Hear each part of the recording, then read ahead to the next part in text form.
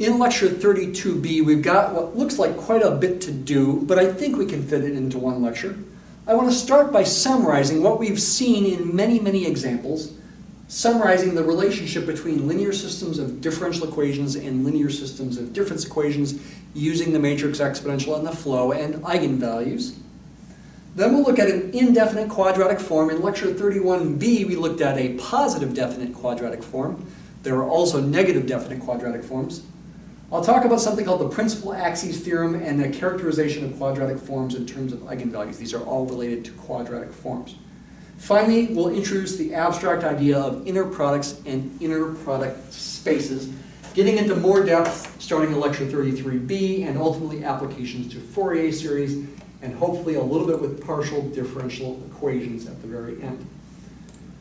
All right, well, let's start with our summary on the relationship between linear differential equations and linear difference equations. Put it all together. We've seen lots of examples. Given a linear system initial value problem of differential equations on Rn, so I'm going to think about this in terms of Rn, but you might want to focus mostly on imagining R2. We've got a linear system, dyt is a times y is an n by 1 vector, column vector, a is an n by n matrix, and here we have our generic initial condition. The bullet point I'm about to show you has a lot of writing on it. This writing is not super precise. It's just giving you the basic idea of what to expect or imagine. Certainly it's better to imagine it in the plane. A lot of writing, you can see. First case, if all the eigenvalues, E values is short for eigenvalues of A, are real and negative, then the origin is a non-spiral sink.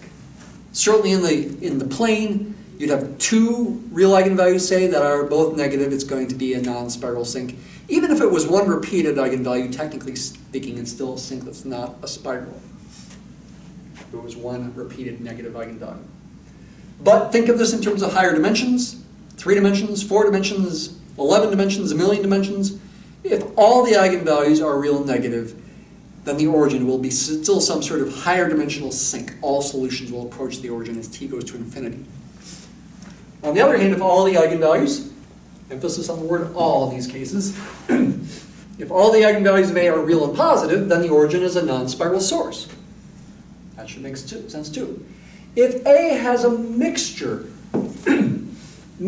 of positive and negative real eigenvalues, and nothing else, then it's some sort of higher dimensional saddle point. In 2 dimensions, that's most easy to imagine. In 3 dimensions, if you had, say, 1 positive eigenvalue and 2 negative eigenvalues, then there'd be a stable plane in which solutions go toward the origin. That would be an invariant subspace. And there'd be an unstable line to the origin corresponding to the positive eigenvalue where solutions go away. Other solutions kind of follow those trajectories to a certain degree. What about in the complex case? Complex eigenvalues come in complex conjugate pairs. We've seen that with examples where your matrices are real. Ones with negative real parts correspond to invariant subspaces where the origin is a spiral sink. And I'm thinking in terms of the complex conjugate pairs, 2 numbers that are reflections across the real axis. This will correspond, each complex conjugate pair will correspond to a 2-dimensional spiral sink when the real part is negative, and spiral source when the real part is positive. But if you had a higher dimensional system, say if A was 4 by 4, you could have 2 pairs of complex conjugate eigenvalues, one being a sink in one 2-dimensional direction and a source in another 2-dimensional direction, but there would be spiraling. These solutions would involve cosines and sines when you solve for them. When the eigenvalues have 0 real part, weird things can happen. You can have infinitely many equilibrium points if 0 itself is an eigenvalue. You could have centers in other cases when you have, say, complex conjugate, purely imaginary eigenvalues that are non-zero. And I won't say more than that, okay?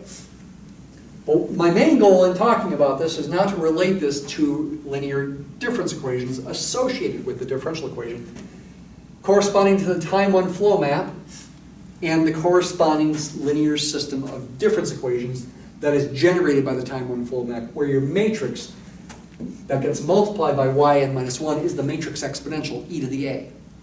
right? We've talked about this before. If you're keeping up with this class, you know about this. We know the solution of the differential equation, the unique solution, involves the matrix exponential.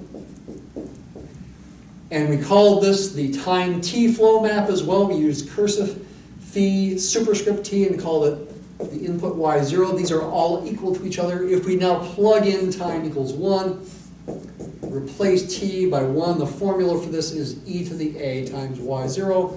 And that would be what you iterate when you think about the difference equation and generate an orbit of points in space in this case.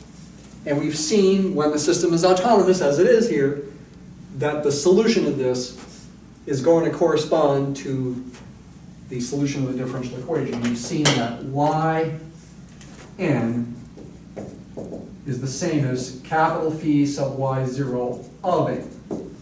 So what I'm trying to get across there is the behavior of the orbits of the difference equation should somehow match the behavior of solutions of the differential equation.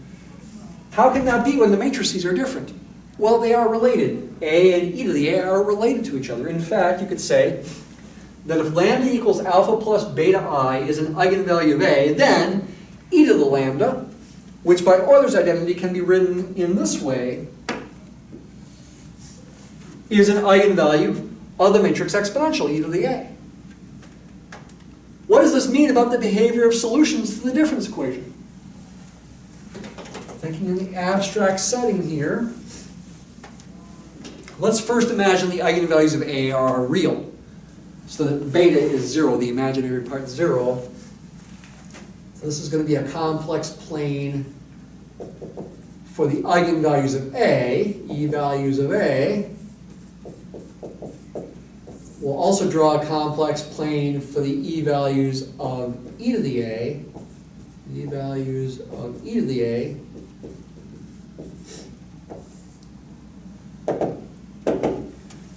If you've got, say, let's think of the two-dimensional case to keep it simple, 2 negative eigenvalues for a, so that the origin is a real sink for a, and beta is 0, alpha is negative, beta is 0, this is going to become what? If beta is 0, sine of 0 is 0, cosine of 0 is 1.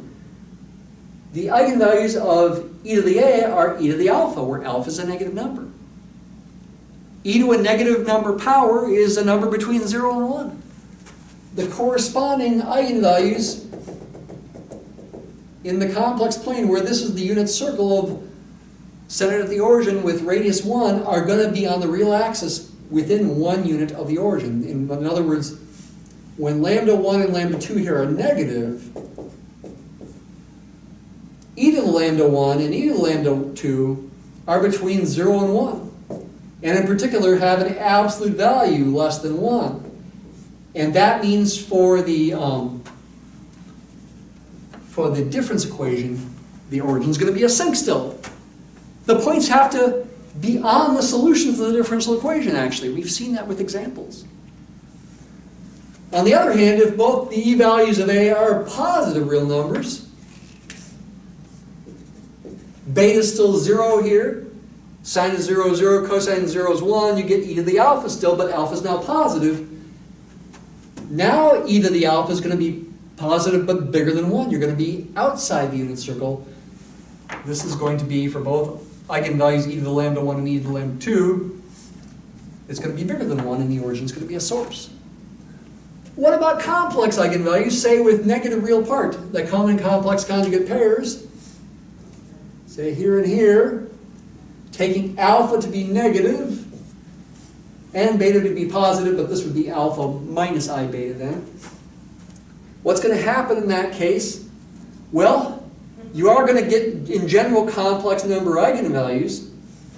However, the magnitude of those eigenvalues, the magnitude of e to the lambda, since the magnitude of that is 1, it's always cosine beta plus I sine beta, it's always on the unit circle. The magnitude of this is the same as the value of e to the alpha. So in other words, where alpha is, negative or positive, is going to determine whether e to the lambda is inside the unit disk or outside the unit disk. If alpha is negative,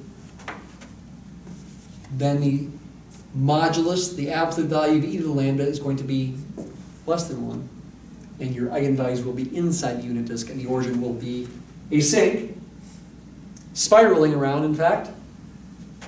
And if alpha is positive, then you're going to get points outside the unit disk, and you're going to get a spiral source. Okay? That's the connection. The behavior of the solutions of the difference equation follow the solution of the differential equation. They're on the same curves. However, the condition about whether you get a sink or a source or a saddle point, for example, in the differential equation case, it's based on whether your real part is negative or positive for each eigenvalue. In the difference equation case, it's based on whether your absolute value of your eigenvalues is less than 1 or bigger than 1. We've seen that with examples. Now we're emphasizing what happens in general. All right, that's not the main topic for this lecture now, though. Main topic is the quadratic form and the inner products. Let's do an indefinite quadratic form example. Again, last time we did a positive definite quadratic form. Let's do it a little bit differently. Before, in lecture 31b, we started with a matrix and figured out a simplified scalar formula. This time, let's start with a scalar formula and figure out the matrix, the symmetric matrix that represents the quadratic form. Like q of x equal x squared minus 4xy plus y squared. That's certainly a quadratic equation. Is it a quadratic form? The fact that there are no first powers and no constant terms will guarantee this is a quadratic form. There will be a symmetric matrix that will represent this quadratic form. What is the symmetric matrix? We want to find a symmetric matrix so that the formula for q of x can be written as x transpose, which is a row vector, times the symmetric matrix A times x as a column vector, where x has components non-boldface x and non-boldface y as a column vector. How do you find A? Well, let's just do a little experimentation. Do a bit of algebra. Suppose A is a generic 2 by 2 symmetric matrix, like this. The numbers on the off diagonal match. That would be a symmetric matrix. If you take the transpose of that, you get itself. What's my goal? My goal is to simplify it and see if I can make these two things match. Can I solve for A, B, and C to make these two things match? Sure. Take A to be 1, take C to be 1, and take B to be -2. That'll give us a match. There's our symmetric matrix that represents this quadratic form as x transpose times A times x. Double check the calculation if you want. What did we do before? With the previous example, we were trying to figure out why it was positive definite. I showed you why with two techniques. One was using multivariable calculus, finding critical points, showing you get a local min with the second derivative test, which was actually a global min because it's a quadratic function. And I also showed you the change of variables. Here, we're just going to focus on the change of variables to see what the behavior of this quadratic form is. And I'm calling it indefinite. We'll have to figure out what that means as we go here.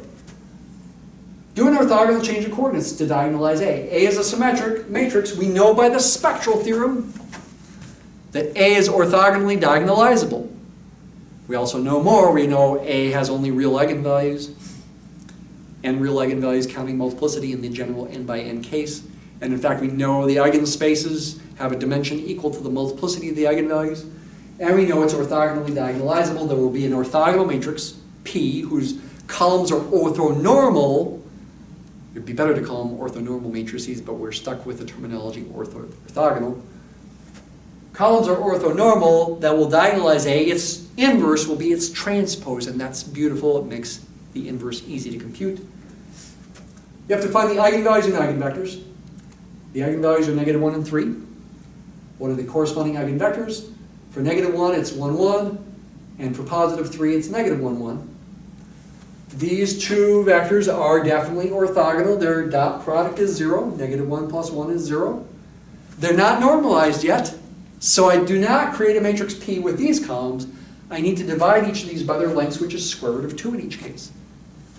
And here's the P matrix I picked.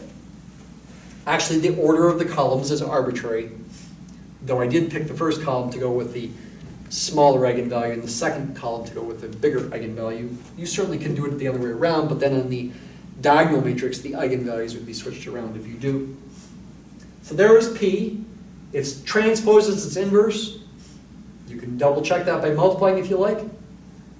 Then, in general, P inverse times AP is a diagonal matrix when we diagonalize A, but now we do P transpose times A times P, because P transpose equals P inverse, and we get a diagonal matrix D with the eigenvalues of the matrix A on the main diagonal. Remember, similarity transforms conserve eigenvalues. You get two matrices with the same eigenvalues. And by the way, that could be a reason you can figure out the eigenvalues of e to the A, the matrix exponential, are e to the lambda, where lambdas are the eigenvalues of A. It's all related to similarity transforms. If we do a change of variables now, let the new variable u be P inverse times x, which is P transpose times x, which is this. I'm not going to show you the details, but when you simplify the quadratic form, you get no cross terms. Just a u squared and a v squared term. No u times v terms, like we had x times y terms up here. That's good. That means this is a better coordinate system to use. A coordinate system with basis vectors, well, if we want to use the orthogonal ones at least, orthonormal ones, this vector and this vector are our new basis vectors, defining our new rotated axes that make the quadratic formula have the quadratic form have a simpler formula. I mentioned this again, I mentioned it last time. You need to be careful in how you interpret these things. I'm avoiding function notation down here. Maybe I should have avoided it up here. These two expressions, if you plug in the same numbers, x and y, as you plug in for u and v, like if you plug in x equals 1 and y equals 2, and then plug in u equals 1 and v equals 2, you're going to get different outputs, because they're different formulas. However, with respect to the same plane of points, if you got a given point that you're plugging into the function, if you know its xy coordinates, use this formula. If you know its uv coordinates, use this formula. You get the same answer. But you don't need to know how to transform back and forth between different coordinates. Use this equation to figure out u when you know x. Use the equation x equals pu to figure out x when you know u.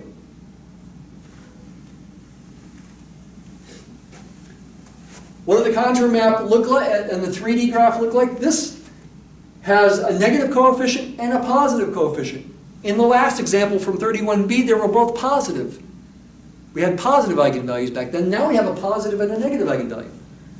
The level curves of the example from 31b were ellipses that were rotated, centered at the origin.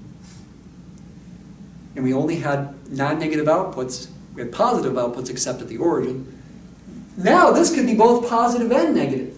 And it's easiest to see when it's in this form, when it corresponds to the numbers in a diagonal matrix, which is, by the way, a symmetric matrix as well. Diagonal matrices are symmetric matrices. It's a simpler formula. It's easy to see. It's going to take on both positive and negative values. That's why it's called indefinite. If it only takes on, when the input's not the origin, if it only takes on positive values, it's called positive definite.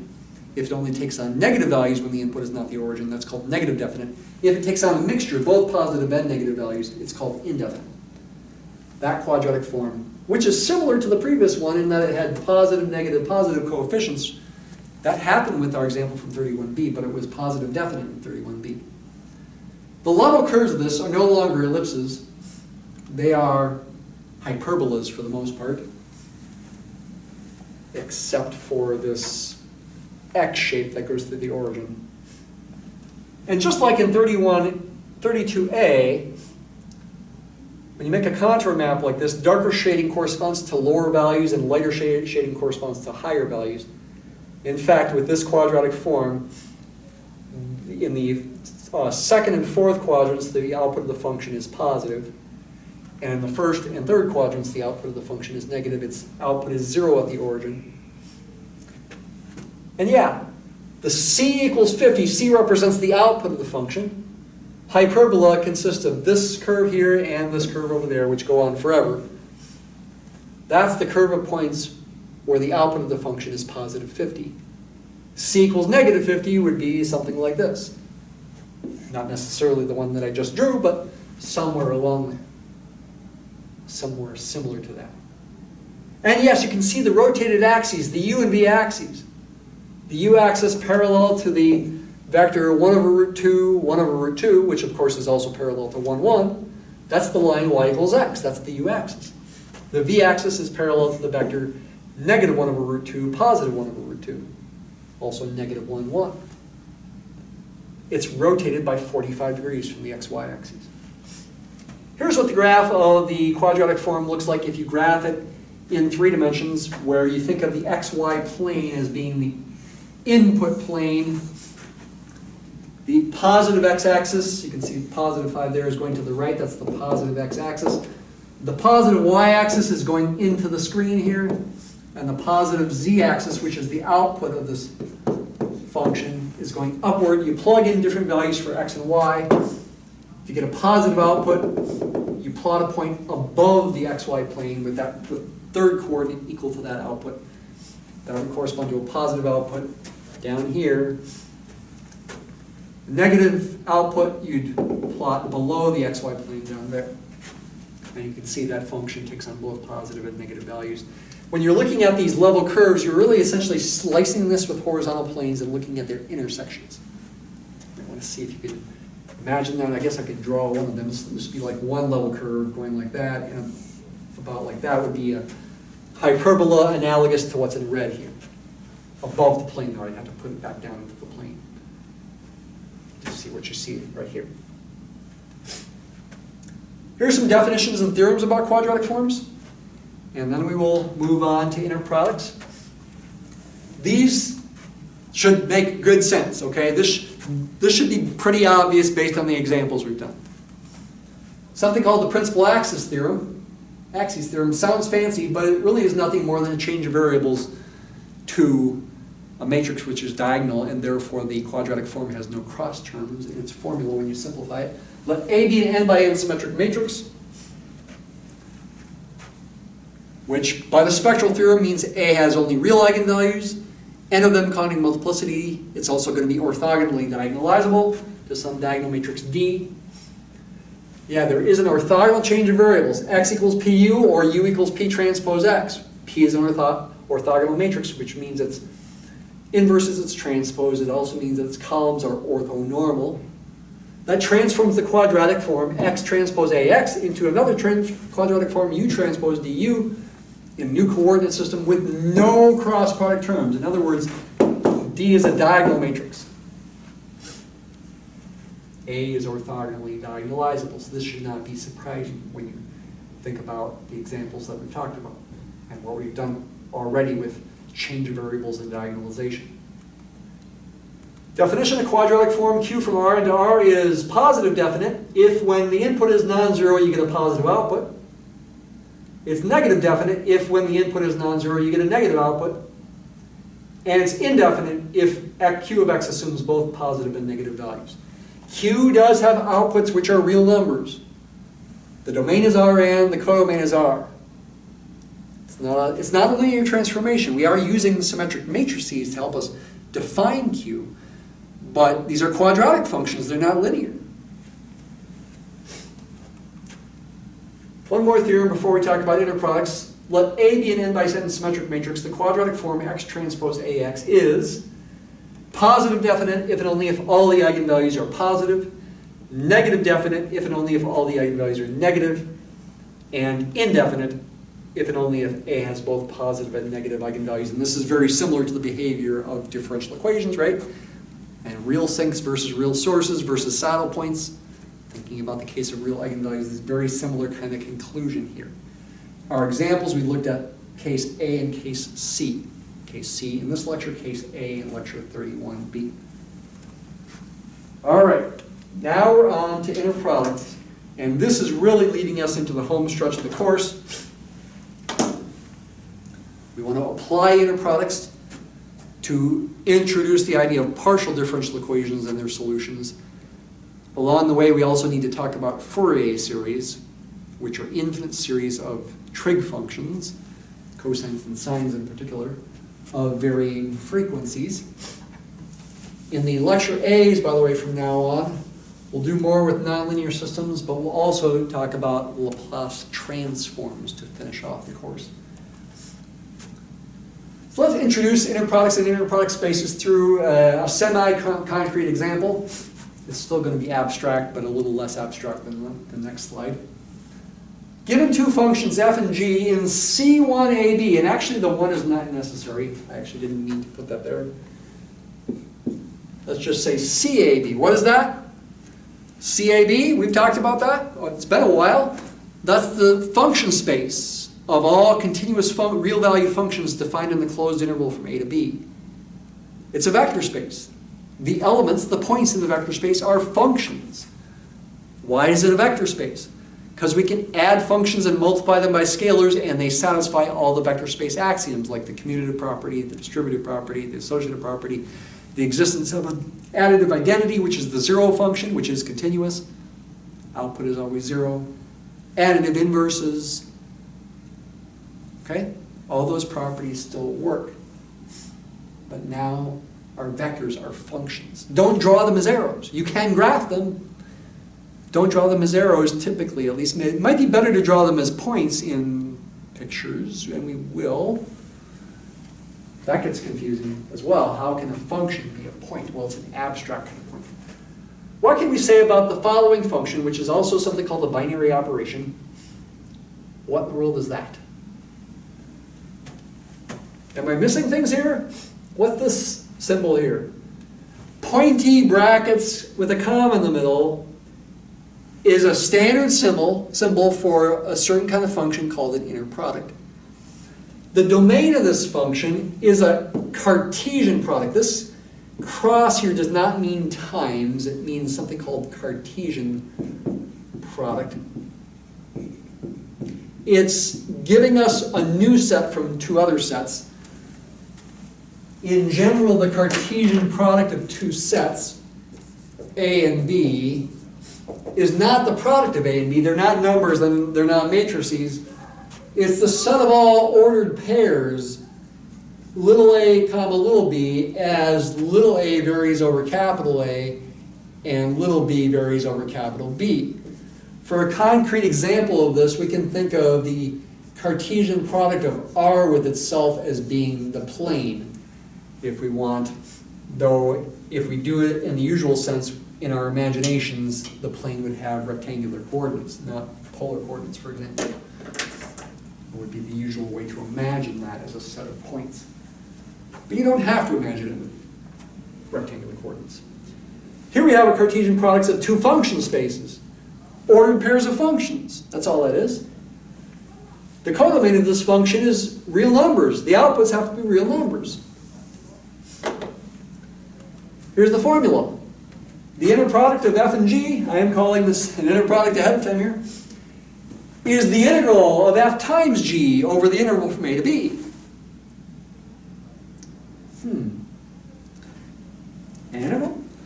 Yeah, integrals are analogous to summations. So this is the analog of doing regular dot products of vectors where we add products of components. Integrals, like adding products of those components, well, kind of. The f of t values for different t's are kind of like components of the functions if you thought of them as vectors with infinitely many components. Yeah, kind of. It kind of means that. What properties does this function have? First of all, it's commutative. The inner product of f and g is the same as the inner product of g and f. Just like with dot products, u dot v equals v dot u. Thinking of the ordinary dot product of vectors in Rn.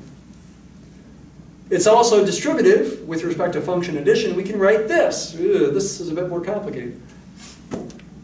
The inner product of f plus g with h. That's the way to say this, by the way. This is the inner product of f plus g and h, or with h. By definition, is this integral. But by the distributive property of real numbers, I can distribute the h of t through the parentheses and write this. And then by the fact that integrals are linear operators, just like derivatives are, the integral of a sum is the sum of the integrals. Is integration a linear transformation? If you think about it in the right way, it is.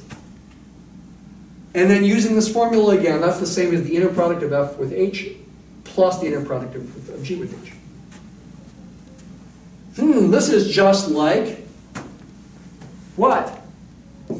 U plus v dotted with w is u dot v plus v dot, oh, excuse me, u dot w plus v dot w. U dot w plus v dot w. It's the same kind of thing except with different notation and different vectors. The pointy brackets, comma, kind of plays the role of just the plain dot. And the functions on either side of the comma play the role of the vectors that you're dotting. It's weird, but it is standard notation. It's also associated with respect to scalar multiplication. The inner product of alpha f and g, where this is a real number in R. Alpha is a real number, f and g are functions. It is by definition this integral, but hey, by the linearity of the integral, I can factor out the alpha, and that's the same as alpha times the inner product of f and g. It's also, I should say what this is analogous to. This is analogous to alpha u dot v being alpha times u dot v. It's also non-negative when the inputs are the same. In other words, the inner product of f with itself can't be negative because it's the integral of f of t squared, which you can't get a negative number from that integral. And also, the inner product is 0 if and only if f of t is identically 0. In other words, it's the 0 function. 3 lines means always equal to 0 for all t. There you actually do need the continuity of f to prove that, actually. If you allow discontinuous functions, it's possible for this to be 0 even if the discontinuous function is non-zero. Like if it were 0 everywhere except one point where it was non-zero, that would be a discontinuous function whose inner product with itself would be 0, but it would not be technically the 0 function. So we do need the assumption that we're dealing with a vector space of continuous functions here. All right, last slide, I think. Yeah, this is our most abstract slide as the last one here. Inner product spaces, and also norm spaces and metric spaces, which I have alluded to before, but mostly we'll focus on the inner product spaces. Definition: an inner product space V is a vector space. But it's more than any old vector space. It also comes equipped with an inner product, defined and satisfying the same properties you saw on the last slide. Now notice I'm using U's, V's, and W's instead of F's, G's, and H's. In the abstract, we can do that. So just realize the U, V, and W, they could be functions. Or they could be something else that you're not even imagining is possible. They don't have to be vectors in Rn. V is an abstract vector space that has an inner product defined in it. This is essentially the starting point, like axioms. When we do theory about inner product spaces, we assume these things are true. When we try to apply inner product spaces to particular examples, we would need to verify that these things are true, like we had in the previous slide, actually. Final comments. Any inner product space is also a norm space that has norm defined on it. Another weird thing. Double absolute value signs with nothing inside, V to R. This is a function. Takes vectors in V and maps them to real numbers, in fact, non-negative real numbers. Maybe I could put an R plus here, but that includes 0 as a possibility to be non-negative real numbers. By the following formula, which we've actually seen before, in the case of dot products, the norm, the magnitude, the length of U is the square root of Before it was u dotted with itself, now it's the inner product of u with itself. And this is going to satisfy a bunch of properties. For example, the triangle inequality is one property this will satisfy in the abstract. Also, any inner product space V is a metric space. This is a norm space with norm that measures the size of vectors, so to speak. A metric space can measure distance between vectors. Has this kind of function, d on the Cartesian product of V with itself to R, and also this is non-negative R. D of u comma V is going to be the distance between u and V, and just like before, we find it by doing the norm of the difference. But remember, this is abstract theory. For particular examples, the u and v could be functions. It's the norm of the difference, which, if you relate it to the inner product, is the square root of u minus v, the inner product of u minus v with itself. If v is the function space, oh, again, I didn't want the one. CAB, real valued continuous functions on the closed interval from a to b, with inner product from the previous slide, then what's the metric? D of fg would be the norm of f minus g, which would be the square root of this inner product, which would be, oh, I forgot a square root symbol, square root of that integral. Which, here are the most important comments, will be small if the graphs of f and g are generally close together. That's a very vague statement. I meant it to be vague on purpose.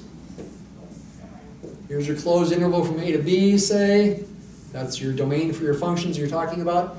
If the graph of f of t looks like this, t-axis here, and the graph of g of t is not far away from the graph of f, but relatively close together, that's g of t, then their difference is going to have a graph very close to 0, f minus g. F is positive there.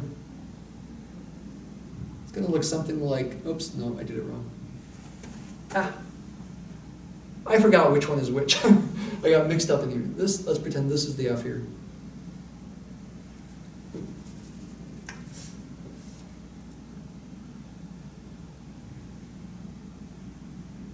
Something about like that will be f of t minus g of t. The value is pretty close to 0, so the integral, well, when you square it, it'll still be close to 0. That integral will be small, not much area under the curve. Square root of that integral will also be small. Confirming the metric is an idea of measure of distance. Not a distance between the graphs, a distance that's more related to the area under the square of their difference. I'd have to square this function to get all positive or non-negative values for f of t minus g of t. I'll leave you with this question. What would it mean for two functions to be orthogonal in this space? I guess it would have to mean, first of all, that their inner product is 0. Inner product of f and g would have to be 0, just like the dot product being 0 when vectors are orthogonal. I guess that would have to be true for what it means to be for two functions to be orthogonal. What would that mean about their graphs? Or is the answer not very clear? I would encourage you to think about examples. Little hint, you could let the interval be from 0 to 2 pi, for example. A to b would be 0 to 2 pi. And let f and g be cosines and sines, or one a cosine and one a sine, maybe with the same frequency, maybe with a different frequency. Figure out what happens.